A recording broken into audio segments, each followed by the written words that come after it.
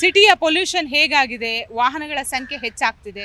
ಹೌದು madam, traffic ಇದೆ, ರೋಡ್ಗಳು ಸರಿಯಾಗಿ ಅಲ್ಲ, ಗಾಡಿಗಳು ಬೇಜಾನು, ಟ್ರಾಫಿಕ್ ಜಾಸ್ತಿ, ರೋಡ್ ಸರಿಯಾಗಿಲ್ಲ.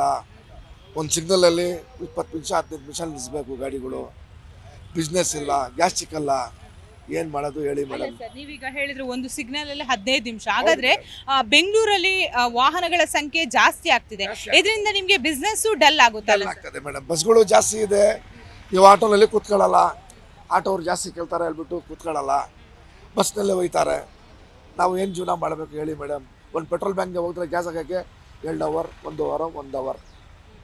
ಏನು ಮಾಡೋದು? ಸಾಯಂಕಾಲ ಮನೆಗೆ ಹೋದರೆ ನಮ್ಮ ಮನೆಯಲ್ಲಿ ಏನ್ರಿ ಬೆಳಗ್ಗೆ ಹೋಗ್ಬಿಟ್ಟು ಈ ಕಡೆ ಬಂದರೆ 300-400 ರೂಪಾಯಿ ತೊಗೊಂಡು ಬಂದರೆ ನಾವು ಏನು ಜೀವನ ಮಾಡೋದು? ಈ ಟ್ರಾಫಿಕ್ ಅಲ್ಲಿ ಎಷ್ಟು ನೀವು ಬಾಡಿಗೆ ಪಡಿತೀರಾ ಡೈಲಿ? ಯಾಕಂದ್ರೆ ಟ್ರಾಫಿಕ್ನ ಅವಾಯ್ಡ್ ಮಾಡಿಕೊಂಡು ಆ ಸ್ಪಾಟ್ಗೆ ಹೋಗ್ಬೇಕು, ಎಷ್ಟು ಅರ್ನ್ ಮಾಡ್ತೀರಾ?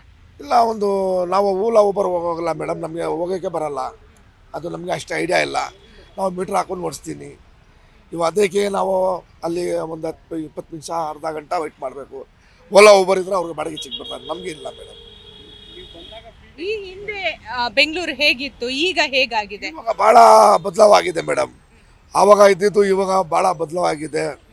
ವಾಹನಗಳಾಗಿ ಎಷ್ಟಿತ್ತು? ಅದು ಆವಾಗ ಟ್ರಾಫಿಕ್ ಇಲ್ಲ ಮೇಡಮ್, ನಾವು ಈ ಕಡೆ ಬಂದರೆ ಆರಾಮಾಗಿ ಹೋಗ್ಬೋದು ಬರ್ಬೋದು. ಇವಾಗ ಮೋರ್ ಜಾಸ್ತಿ ಇದೆ ಟ್ರಾಫಿಕ್. ಮುಂದೆ ಟ್ರಾಫಿಕ್ ಜಾಸ್ತಿ ಆಗ್ತದೆ ಮೇಡಮ್, ಮುಂದೆಗೆ ಇನ್ನೂ ಜಾಸ್ತಿ ಆಗ್ತದೆ. ಒಂದು ಮನೆಯಲ್ಲಿ 4 2 ವೀಲರ್, ಟ್ರಾಫಿಕ್ ಜಾಸ್ತಿ, ಕಾರ್ಗಳು ಜಾಸ್ತಿ, ಏನು ಮಾಡೋಕ್ಕಾಗಲ್ಲ ಮೇಡಮ್. ಗೌರ್ಮೆಂಟ್ ಏನು ಮಾಡ್ತಾರೆ ಮೇಡಮ್? ಯಾರನ್ನ ಬರಲಿ ನೋಡಿ, ಇವಾಗ ನಾವು ಸದ್ಯಾಗೆ ನಾವು ಬಿಸ್ನೆಸ್ಸು ಸ್ವಲ್ಪ ನಮಗೆ ಸ್ವಲ್ಪ ಈ ಕಡೆ ಇತ್ತು. ಇವಾಗ ರ್ಯಾಬಿಟೋ ಬಂತು, ಆ ರ್ಯಾಬಿಟೋ ಬಂದು ಇನ್ನೂ ಮೋಸ ಆಗಿಬಿಟ್ರು ಮೇಡಮ್. ಏನು ಮಾಡೋದು ಹೇಳಿ? ನಾವು ಯಾರಿಗೆ ಹೇಳಬೇಕು? ರಾಮನಗರ ರೆಡ್ಡಿಗೆ ಹೇಳಿದ್ರೆ ಮಾಡೋಣ ಹೇಳ್ತಾರೆ ಅವ್ರು ಸಾರು. ಏನು ಯಾರು ಸ್ಟೆಪ್ ತೊಗೊಳಲ್ಲ. ರ್ಯಾಬಿಟೋನಲ್ಲಿ ಭಾಳ ಮೋಸ ಇತ್ತು, ಏನು ಮಾಡೋಕ್ಕಾಗಲ್ಲ.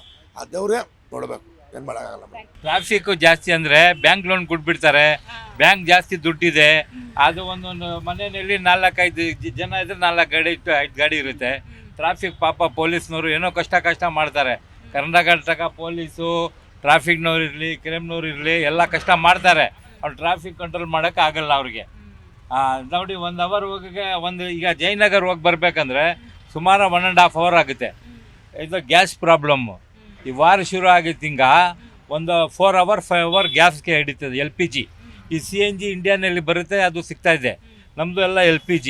4 ಅವರ್ 5 ಅವರ್ ಕ್ಯೂನಲ್ಲಿ ನಿಲ್ಲಿಸ್ಬೇಕು ಗ್ಯಾಸ್ ಹಿಡಿಯೋಕ್ಕೆ. ಈ ಗ್ಯಾಸ್ ಹಿಡ್ಬಿಟ್ಟ ಮೇಲೆ ಆಮೇಲೆ ಬಾಡಿಗೆ ಹಿಡಿದು ನಾವು ನಮ್ಮ ಮಕ್ಕಳಿಗಿಂತಿಗೆ ನಾವು ದುಡಿಬೇಕು. ಅಂದರೆ ತುಂಬ ಕಷ್ಟ ಐತೆ ಮೇಡಮ್. ಹೇಳಿದ್ರೆ ಬ್ಯಾಂಕ್ ಅವರು ಲೋನ್ ಕೊಡೋದ್ರಿಂದ ಪ್ರತಿಯೊಬ್ರು ಕೂಡ ಗಾಡಿನ ಜಾಸ್ತಿ ತೆಗಿತಾ ಇದ್ದಾರೆ ಅಂತ. ಏನು 2,000 ಕೊಟ್ಟರೆ ನಿಮಗೆ 2 ವೀಲರು, ಒಂದು 10,000 ಕೊಟ್ಟರೆ ಕಾರ್ ಬಂದುಬಿಡ್ತದೆ. ಲೋನ್ ತುಂಬ ದುಡ್ಡಿದೆ ಮೇಡಮ್. ಬಿಸ್ನೆಸ್ನವರು ಯಾರು ತೊಗೊಳ್ತಾ ಇಲ್ಲ ಬ್ಯಾಂಕ್ ಲೋನು. ಈ ವೆಹಿಕಲ್ ಮೇಲೆ ಜಾಸ್ತಿ ಹಾಕ್ತಾರೆ ಅವರು. ಎಷ್ಟು ನೀವು ಶೋರೂಮ್ ಹಾಕ್ತೀರಾ ಅವ್ರಿಗೆಲ್ಲ ಅವರು ಕೊಡ್ತಾರೆ, ಏನಂದ್ರೆ ಲೋನ್ ತಗೊಳ್ಳಿ ಅಂತ.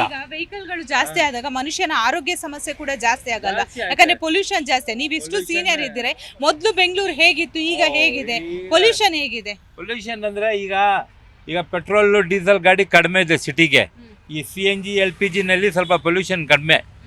ಪೊಲ್ಯೂಷನ್ ಬಗ್ಗೆ ಏನಿಲ್ಲ, ಅಂದರೆ ಟ್ರಾಫಿಕ್ ಫುಲ್ ಜಾಮ್ ಆಗ್ತಿದೆ.